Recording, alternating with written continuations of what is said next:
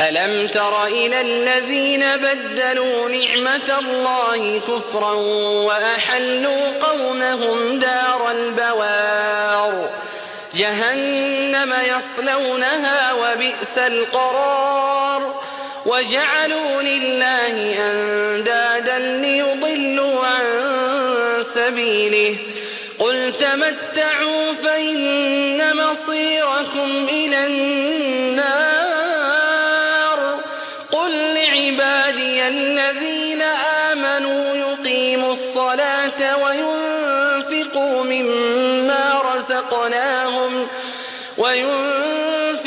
مما رزقناهم سرا وعلانية من قبل أن يأتي يوم لا بيع فيه ولا خلال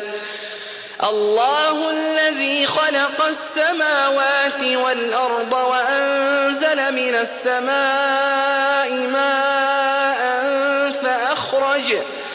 فأخرج به من الثمرات رزقا لكم وسخر لكم الفلك لتجري في البحر بأمره وسخر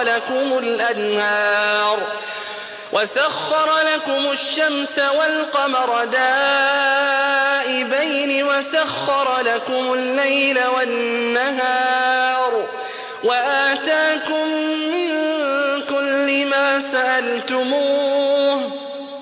وإن تعدوا نعمة الله لا تحصوها إن الإنسان لظلوم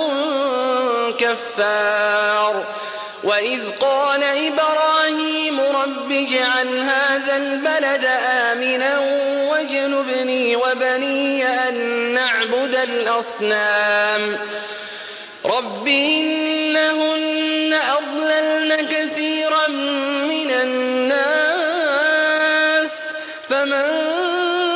تبعني فإنه مني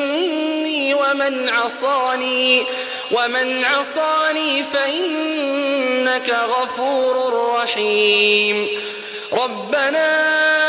إني أسكنت من ذريتي بواد غير ذي زرع عند بيتك المحرم ربنا ليقيموا الصلاة فاجعل أفئدة من الناس تهوي إليهم وارزقهم من الثمرات لعلهم يشكرون ربنا إنك تعلم ما نخفي وما نعلن وما يخفى على الله من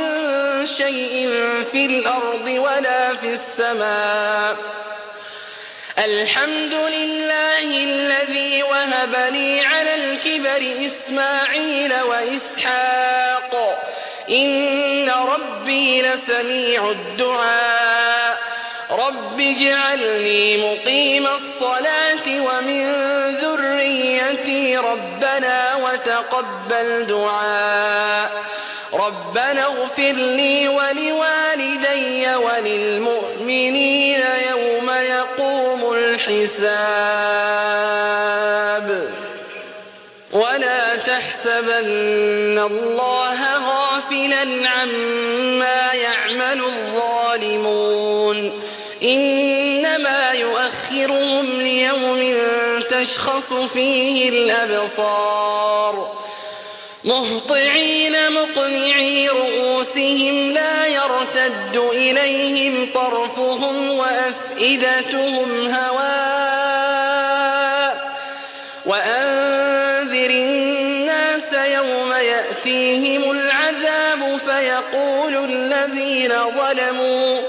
فيقول الذين ظلموا ربنا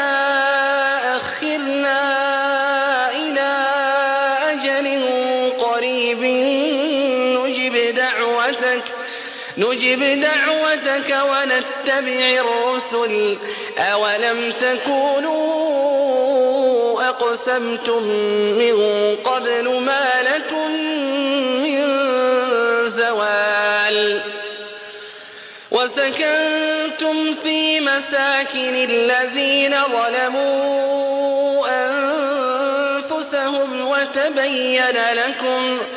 وتبين لكم كيف فعلنا بهم وضربنا لكم الأمثال وقد مكروا مكرهم وعند الله مكرهم وإن كان مكرهم لتزول منه الجبال فلا تحسبن الله مخلف وعده رسله إن الله عزيز ذو انتقام يوم تبدل الأرض غير الأرض والسماوات وبرزوا لله الواحد القهار وترى المجرمين يومئذ مقرنين في الأصفاد سرابيلهم من قطران وتغشى وجوههم النار ليجزي الله كل نفس ما كسبت إن الله سريع الحساب